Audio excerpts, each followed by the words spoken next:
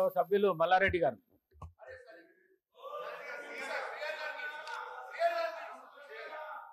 మీరు చెప్పినట్టు నేను అదేం లేదు సార్ అధ్యక్ష, అదేం లేదు. ఒకటే నిమిషం, ఒక సెకండ్, ఒక రిక్వెస్ట్ చేస్తున్నా అధ్యక్షుడికి, ఒక రిక్వెస్ట్ చేస్తున్నా.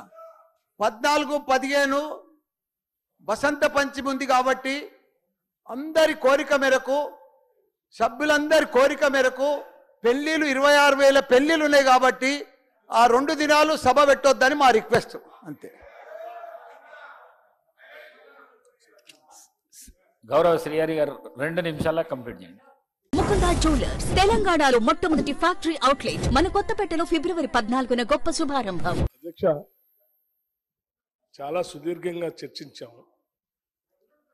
సభ అందరి తరఫున మీ ద్వారా మాజీ ముఖ్యమంత్రి గారికి, గౌరవ ప్రతిపక్ష నాయకులు గారికి నేను ఒక విజ్ఞప్తి చేయదలుచుకున్నాను.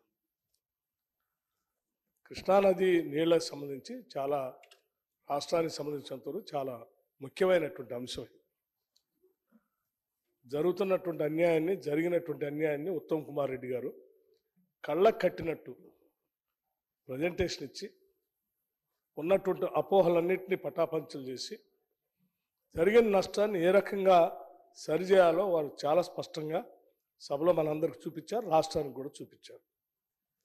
తదుపరి కార్యాచరణ ఏ రకంగా ఉండాలో దానికోసం తీర్మానం కూడా ప్రవేశపెట్టారు.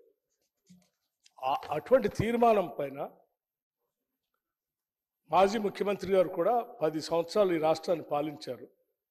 వారికి కూడా అనుభవం ఉన్నటువంటి నాయకులు. వారు కూడా సభకు వచ్చి ఈ చర్చలో పాల్గొని వారు కూడా విలువైనటువంటి సలహాలు, సూచనలు ఇచ్చి ఈ తీర్మానానికి సంపూర్ణమైనటువంటి మద్దతు తెలుపుని ఉంటే, రేపొద్దున మనందరం చేసినటువంటి తీర్మానం కేంద్రంలో ఈ తీర్మానాన్ని పంపిస్తూ ఉన్నాం. అక్కడ కూడా సభ ఏకగ్రీవంగా తీర్మానం చేసింది. అనుభవం కలిగినటువంటి మాజీ ముఖ్యమంత్రి గారు కూడా దీనికి మద్దతు తెలిపారనేటువంటి ఒక బలం మాకు కూడా చేకూరుతుంది.